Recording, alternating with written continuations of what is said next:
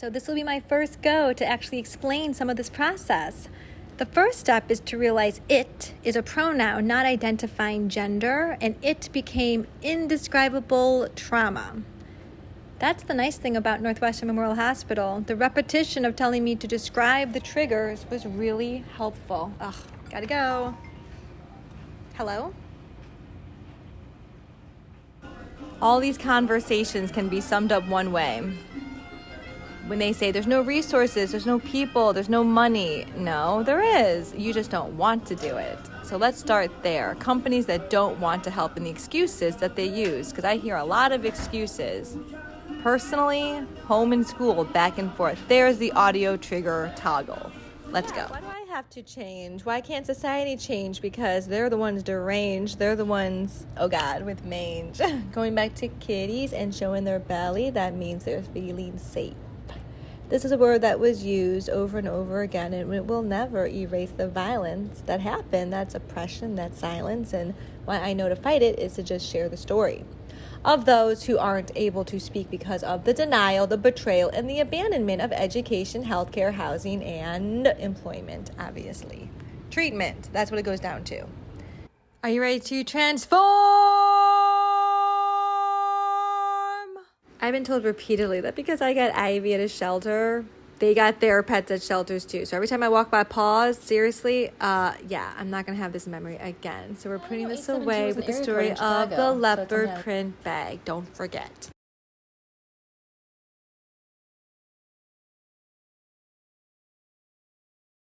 Thank you so much for taking the time to read my stuff. When I'm home and not in that environment, I don't have PTSD triggers or any symptoms I have that are increasing because of the issue, whatever, isn't like present. So the first thing is you'll probably notice my voice is a lot different. I'm in this research project. I know these things are significant only if I'm able to then go back and explain how this adrenaline kind of works on my body. And the issues with I realized with the physical therapist, it was just, it's natural for them to not know exactly with other diagnoses. My big issue with it is their behavior towards it was always on the other side of being helpful. Like, for example, Nicole had given me her phone number after I explained how difficult it is to access online, that I wouldn't be reading anything, but she actually offered it, and I said, wow, that's really awesome and generous of you. Well, I lost the number, and so when I just followed up with her and said, hey, could you give me back the number to reach you in case there's an issue, because you were very open about that, she literally never answered the question again. The other thing is I'm asking my doctor just to have a phone conference because it's really important for me that my doctor write in my, medical history that I am basically developed this methodology because of the behaviors of different doctors and physical therapists over a 9-year period, starting with RIC, the Rehabilitation Institute of Chicago. So from the very beginning, back in 2014, I have been sort of processing and being very aware of the ups and downs of this type of environment, because I am not, to me, being assaulted at 31, being very healthy, I just didn't expect myself to see sort of behind the scenes of healthcare, I kind of feel like I'm lucky, and maybe there's a purpose for me to see all that. So first of all, would you be willing to have a conference call with my doctor if she's willing to do it? Because she has called me in the past on the phone, which is a lot easier than face-to-face in some ways, unless I'm dealing with a literally PTSD trigger that is forcing me to go there to kind of confront the fear and get out of my body. Definitely available to speak with whoever you need. Great. Part of it is just to show my doctor the methodology, and the goal is to have her recognize in my report there's a lot of inaccuracies that literally are stigmatizing, and the whole point of how suicide became present. So I want to identify that. And a lot of it too is because, the way legal stuff works, I am telling my story. My brain has no capacity for new information. I realized this in 2015 when I was in a lawsuit with the Board of Education for violation of kids with special needs. So I'm having memories and flashbacks from that time, and I'm just knowing in preparation moving forward, because I don't have a capacity, and yet I sound really smart and I have a lot of degrees. I can't learn new things. So I really have to rely on the advice of others, and I've been doing this and realizing when you come across someone who doesn't have the facts, it actually creates more trauma. Anyone who's in a customer service situation where you're like, can I speak to a supervisor who can actually, deal with this problem, can kind of understand where I'm coming from. So I'm using that as sort of the experience that everyone has gone through, the frustration of just getting wrong information. information. And I didn't realize going to the records thing, thinking this is how I remove all the trauma without being really aggressive or without being in their faces about this, because I'm sure they're like, where's this woman coming from? When they reached out and said, we printed everything, it just put everything out of order, because you were there and they said, you have to come in with your license. And I said, that's fine. My license doesn't have my last name on it. It's still the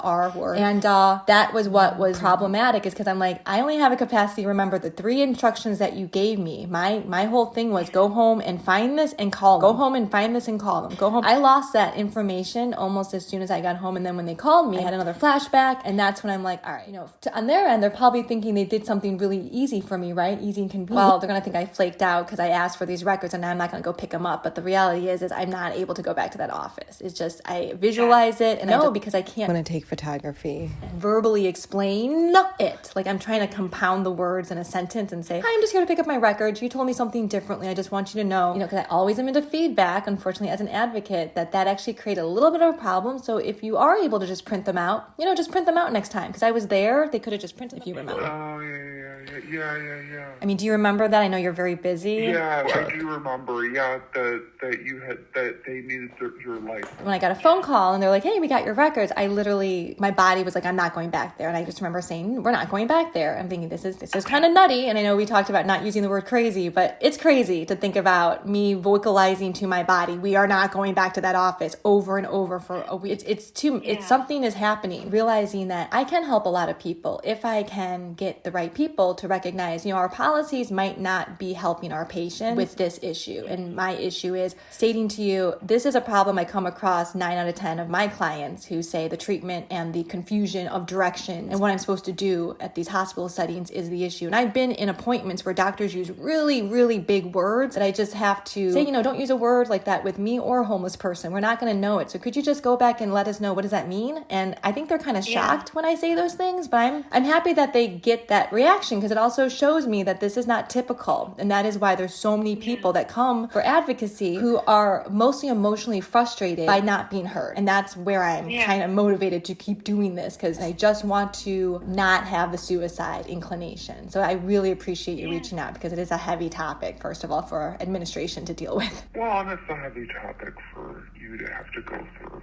So, that's where we need to be understanding as well. Great. My goal was to either respond to your email and force myself to read it, or call the office, or I'm just glad that you called and I picked up the phone, because I don't typically pick up, but I just talked to a friend and she's reminding me, you got to keep your dinger on when you leave messages, because they might call you back in the next day or two. I'm like, yeah, I know. It's too jarring still for my sensory. As long as you're open to that, that's great. I'll let my doctor know. And again, the goal is just to document what I've been doing. I've been really struggling with individuals just because everyone's in a different industry. So they're really easy to point the finger at each other. And to me, that's a bit of a problem. I also recognize part of my methodology or process is when I did reach out to you, that was when I did get my numbers back. So when I sent you that picture, 10:45 was the appointment. So I gave you the wrong therapist name who actually turned me away from that appointment that day. So it wasn't the person I said, it's the one that had 10:45. And interestingly, I had that paper with me. I was going to show it to you. I also felt like, you know what? She hears me. I think she'll be able to see that the 10:45. And I believe you. 100% believe you. Thank you.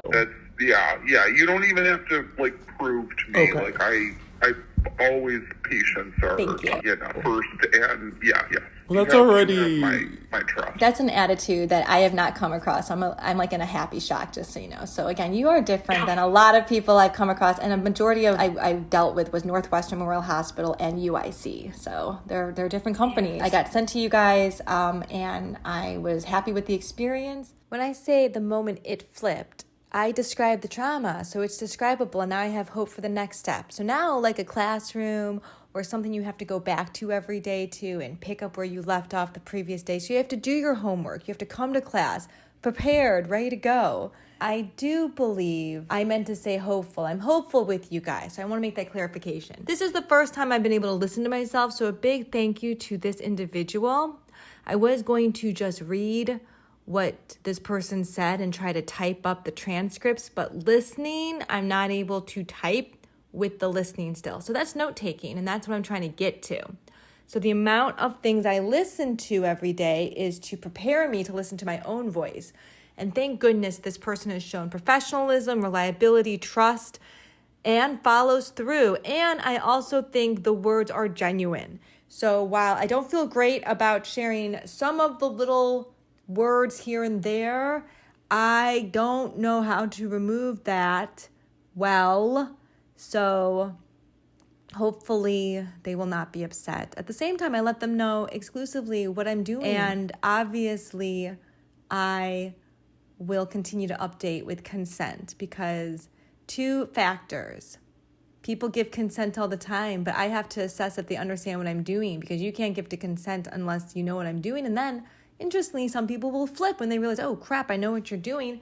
Yeah, you become a PTSD trigger, and then they pull consent saying, well, you can't say, well, that's an interesting thing you just threw at me. Now you let me understand how to do this even more because it's tricky. When I talk to people about consent in a consent group, in a survivor group, let's just say they broke consent. Their concept of consent is very not well thought out, let's say. It's basically how they feel and how they're upset they're not given consent. Whereas I'm saying we practice consent every day. What you put in your body, who you associate with, the words you say, the things you do. Whether or not you choose to wake up and have a great day, reflecting on your previous one to know what to do better. At least that's what it's like being a school teacher.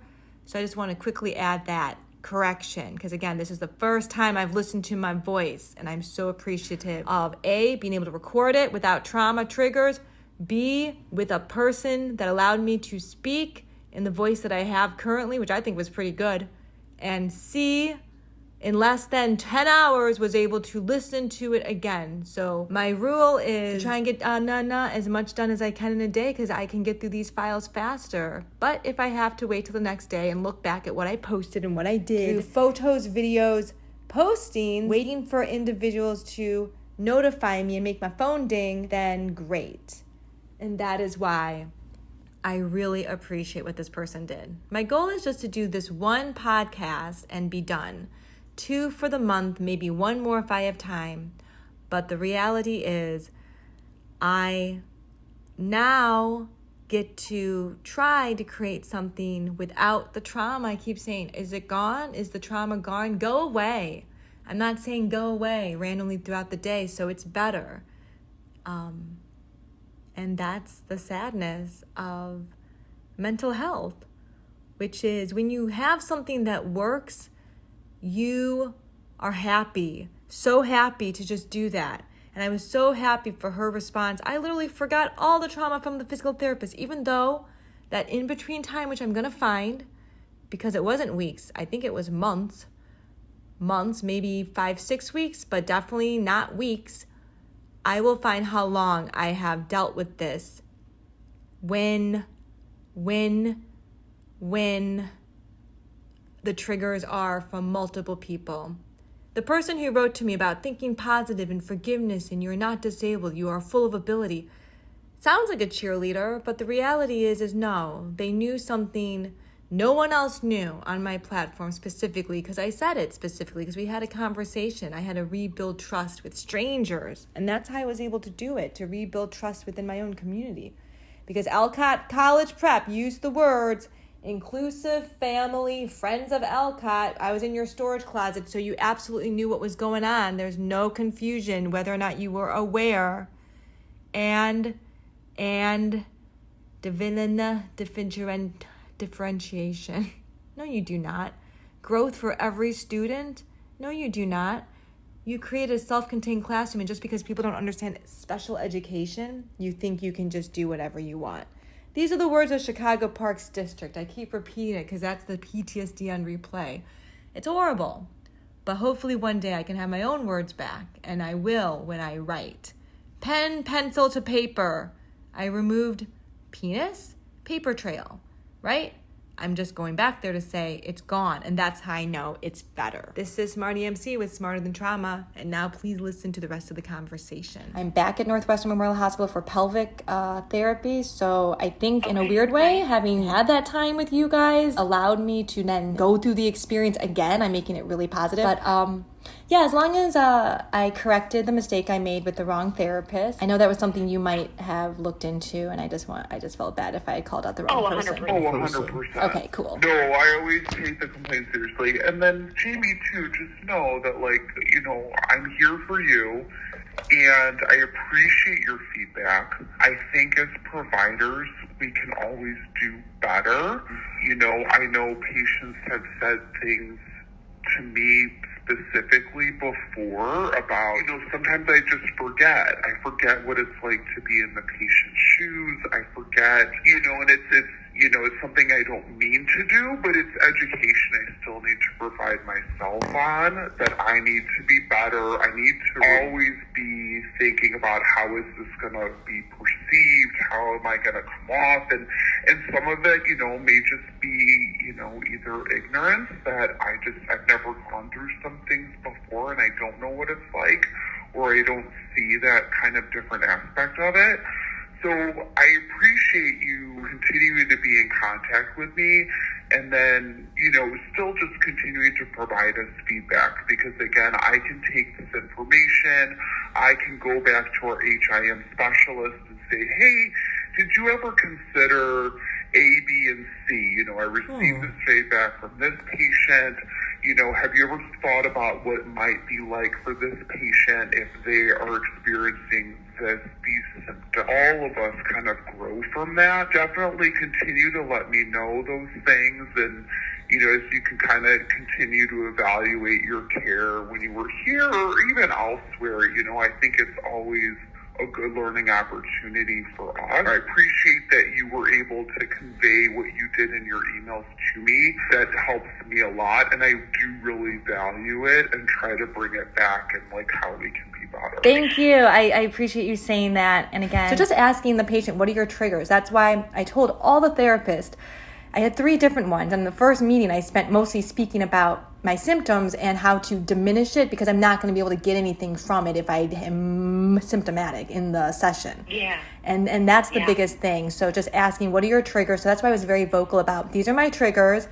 Again, I know you do a certain practice and you're used to doing it this way, but I've also seen physical therapists write more objectively than subjectively, or write exactly what the patient says when I say, I really want this in, because my doctor, if she reads it, needs to understand what's happening, because we don't know if it's vestibular, if it's PTSD, if it's chronic pain. I think it's a combination of everything, unfortunately, and I'm the one that has to isolate it on a daily basis and figure out how to address it. So that's my goal, and that's why I don't consider you guys to fix the problem, or, you know, even expect you to go back and change anything in the system necessarily. But this temporary moment of you just saying that is sometimes enough for the trauma to go away. If my doctor's open to it, I'll reach out again. If not, you might get another email from me. Obviously, I'll follow up with you when things are just done, hopefully. So either it will continue or it will be over, but I will let you know either way, okay? Perfect. Yeah, Jamie, just let me know what you need. I'm here for you. Thanks. And like I said, the goal is just for me to get to a point where I can write this methodology, my doctor accepts it, and it's in my record. I trigger from them. They're scary. And